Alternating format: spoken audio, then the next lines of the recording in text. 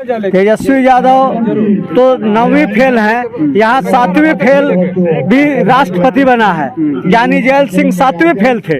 इतने पढ़े लिखे लालू यादव, डिग्री सबको पता है, वो मोदी जी की तरह उनकी डिग्री नहीं है कि कहीं से ले लिया गया हो, या स्मृति ईरानी की तरह उनका डिग्री नहीं है। अकबर अनपढ़ थे लेकिन उनसे अच्छा शासक नहीं है। कि शेर भी शेर के झुंड में रहता है, चीता के साथ नहीं रहता है। बाघ बाघ के झुंड में रहता है।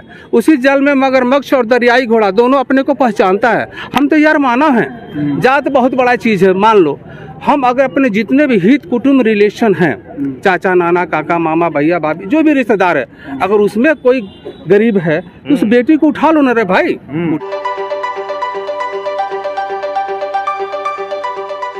है जब चुनाव की बात होती है तो बिहार से आप लालू प्रसाद यादव का नाम सुनेंगे।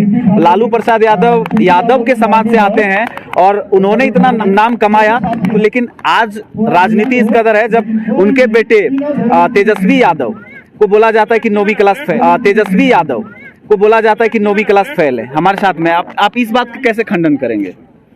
ये लोग यादव को बदनाम करने के लिए इस तरह के करते हैं। तेजस्वी यादव तो 9वीं फेल है, यहाँ 7वीं फेल भी राष्ट्रपति बना है। ज्ञानी जैल सिंह 7वीं फेल थे, उनको राष्ट्रपति बना दिया गया, कोई आवाज नहीं उठाया।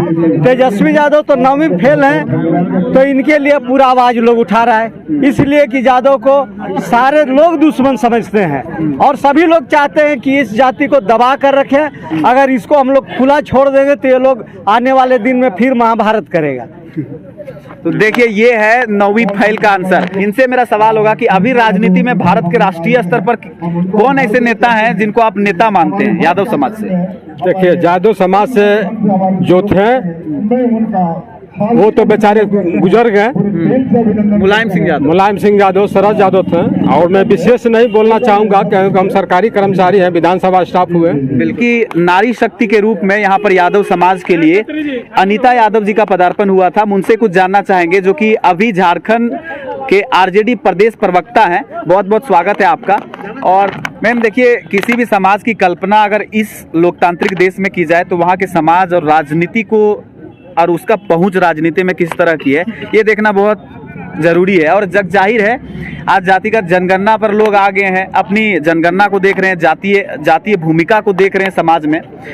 ये यादव समाज जो आज कहीं ना कहीं गोलबंद होने की कोशिश कर रहा है, तमाम क्वेश्चन है इसके पास, तो आपको क्या कुछ कमी लगता है? आप महिला के तौर पर आपसे सवाल करना चाहेंगे। देखिए, एक महिला के रूप में तो ये हम कहेंगे कि हमारे समाज में भी बहुत पिछड़ापन है।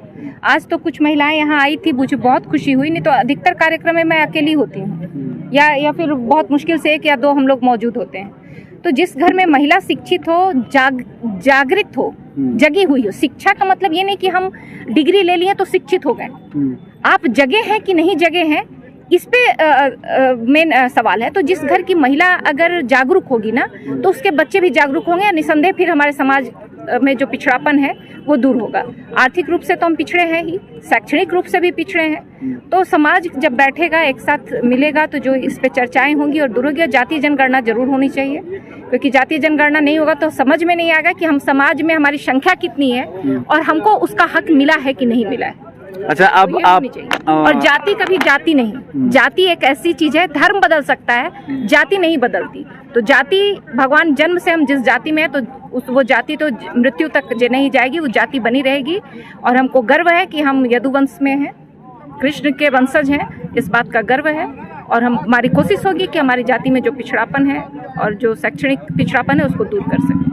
मैम, अब मेरा सवाल डायरेक्ट होगा राजनीति से, क्योंकि इसके बगैर हम कल्पना नहीं कर, चाहे कोई भी हो, कोई भी समाज राजनीति के बिना अभी इस लोकतांत्रिक देश में नहीं अपने हैसियत की कल्पना कर सकता है। आप आरजेडी से हैं, हम जानना चाहेंगे कि आरजेडी का जो मुख्य जो केंद्र है बिहार में माना जाता है, भी तेजस्वी यादव को कमान मिला हुआ है। और तेजस्वी यादव पर काफ़ी लोगों ने जब चुनाव के दौरान जो 9वीं फेल है या 9वीं क्लास पढ़े हुए हैं, वो कैसे बिहार के राजनीति में अपना मतलब अपने आप को विकसित तौर पर खड़े मानते हैं, तो इस बात को कैसे आप देखते हैं? ये मेरे देखने की बात नहीं है, ये पूरा दुनिया देख रहा है कि तेजस्वी जी कैसे काम करते हैं। और डिग्री ही सब कुछ नहीं होता। अगर ऐसा होता तो कई IAS ऑफिसर, कई डॉक्टर या कई इंजीनियर अपराध में नहीं होते। ये कोई सर्टिफिकेट नहीं होता है ना। अकबर अनपढ़ थे लेकिन उनसे अच्छा शासक नहीं है। बिल्कुल ठीक है, बहुत सारे इतिहास अगर पढ़ेंगे तो बहुत सारे हमारे आपको पता चलेगा कि वो पढ़े लिखे नहीं थे लेकिन सबसे अच्छे शासक सिद्ध हुए हैं। कई और पार्टी के और एक बात जो जिन लोगों ने ये बात अफवाह और इस तरह की बातें कही, जो प्रश्न उठाते हैं कि तेजस्वी पढ़े लिखे नहीं थे, नहीं है। इतने पढ़े लिखे लालू यादव, डिग्री सबको पता है, वो मोदी जी की तरह उनकी डिग्री नहीं है कि कहीं से ले लिया गया हो, या स्मृति ईरानी की तरह उनका डिग्री नहीं है। बावजूद इसके उनके नॉलेज पे प्रश्न उठाया गया है। उनके जो सवर्ण के कवि हैं वो हमेशा, या उनके साहित्य के हों या उनके पत्रकार हों, उन पे हमेशा मिमिक्री किए, है ना। ये हमारी बहुत लोकतंत्र में विश्वास रखते हैं और बोलने की अभिव्यक्ति है, इसलिए हम लोग किसी को दबाते नहीं, हम लोग उसमें ही मजा ले लेते हैं। लेकिन जितनी मिमिक्री वो लोग लालू यादव पे करते हैं, उनको बेवकूफ दिखाने पे करते हैं, उतना अगर हम लोग मोदी जी को कर दें ना तो देश में दंगा हो जाए, है ना। तो ये एक व्यवस्था है जिसमें दिखाया जाता है कि आप पढ़े लिखे नहीं है। अगर डिग्री होता भी ना तो ये सब बकवास की बातें हैं, और तेजस्वी खुद प्रूफ कर रहे हैं और आगे भी प्रूफ करेंगे कि वो कितने बेहतर हैं और बेहतर करेंगे। चलिए एक और अंतिम सवाल, चूंकि अभी आपने देखा कि लालू यादव जिस तरह से उनके बेटी ने अपना किडनी डोनेट किया और वो स्वस्थ हो रहे हैं, आपके पार्टी से हैं, और अब जो आरजेडी के राजनीति में झारखंड का परिप्रेक्ष्य है उसको आप किस तरह देखते हैं? आज झारखंड दो सवाल है आपका ना, एक रोहिणी का। रोहिणी का तो बहुत बड़ा बात है, योगदान है, और समाज के लिए एक बहुत अच्छा संदेश है कि बेटा बेटी में फर्क नहीं करना चाहिए।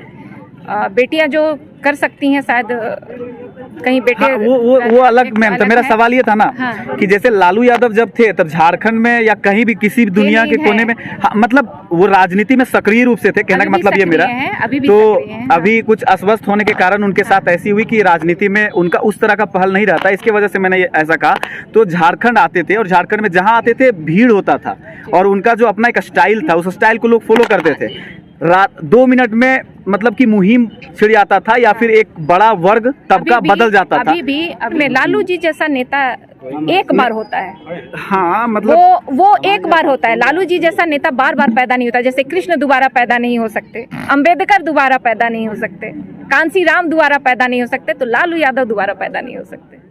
ये अपने आप में बहुत बड़ी बात है। वो मैं कहा था कि नून रोटी खाएंगे और संग ही जीवन बिताएंगे, तो अपने समाज के लोगों से खाएंगे कि हम आधा रोटी खाएंगे लेकिन अपने बच्चों को हम पढ़ाएंगे। और अच्छा सर, ये सब बातें होती रहती है। यादव समाज के लोग भी कह रहे हैं कि यही रेजिमेंट होना चाहिए। आपने देखा एक सांसद जो भी हमारे दिनेश लाल यादव जी वहाँ जाकर के हुंकार भरते हैं, आपको क्या इस चीज में लगता है, क्या कमी रहेगी? हमारा समाज वोकल नहीं है, हमारा समाज वोकल नहीं है। अभी हमारे माननीय लालू यादव के बाद थोड़ा थोड़ा लोग राजनीति में पॉलिटिक्स में कुछ बोलना सीखा, तो समाज हमारा दब्बू था, गांव से था, गाय भैंस से रिश्ता जुड़ा हुआ था। अब एक छोटा से ब्राह्मण का परिवार का एक बच्चा क्योंकि बचपन से भोकल, जीभ के बदौलत ही अपना वो परिवार चला लेता है। तो अब हमारे समाज के लोगों को हम यही कहना चाहें कि भैया आगे बढ़ो, और अही रेजिमेंट तो होना ही चाहिए। बहुत सारे हमारे लोकसभा के सदस्य, राज्यसभा सदस्य यादव समाज का लोग गया, लेकिन कोई भी आज लोकसभा में देख लीजिए कोई अपनी बात कोई ढंग से रख पाता हो। एक पहला दिनेश लाल यादव है जो अपनी बात को ढंग से रखा।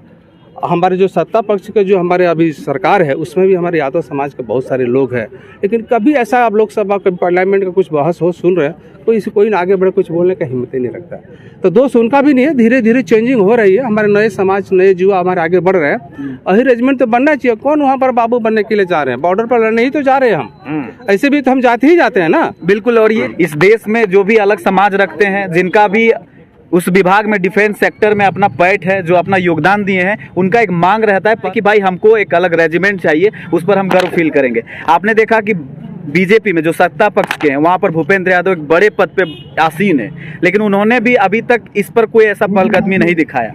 मैं व्यक्तिगत रूप से उनसे मिला हूँ और मैं यहाँ तक पहुँचा हूँ। अगर विश्वविद्यालय का सफ़र तय किया हूँ तब समझ लो कि मैं कितना नीचे से उठ के अपनी बात को रख भी रहा, यहाँ तक पहुँचे। मैं बहुतों को देखा, मैं तो समाज में लोग कहता हूँ कि भाई मेरा हर एक आदमी अपनी जात की मदद करे, इसलिए करे, हर एक समाज करे अपने जात का मदद। अपने समाज का अगर एक बच्चा रेपिस्ट बनने से उसको बचा लीजिए, गुंडा होने से बचा लीजिए, आतंकवादी होने से बचाते, हमारा समाज बदनाम होने से बच जाएगा। अगर गरीबी कोई अभिशाप नहीं है, समाज का अगर कोई बेटा बेटी गरीब परिवार में जन्म ले लिया तो ऐसा नहीं उसको जीवन जीने का राइट नहीं है। एक समाज संगठित होकर उस समाज को अपने हाथ में ले ले, जैसे मरवाड़ी समाज भी करते हैं। लेकिन हमारे समाज में छोटी छोटी बातों में अभी तक जो अनुभव किया, 35 साल जीवन का हमने यहाँ बिताया है, छोटी छोटी बातों ईगो लेके अपने मतभेद हो सकता है, लेकिन मनभेद नहीं होना चाहिए।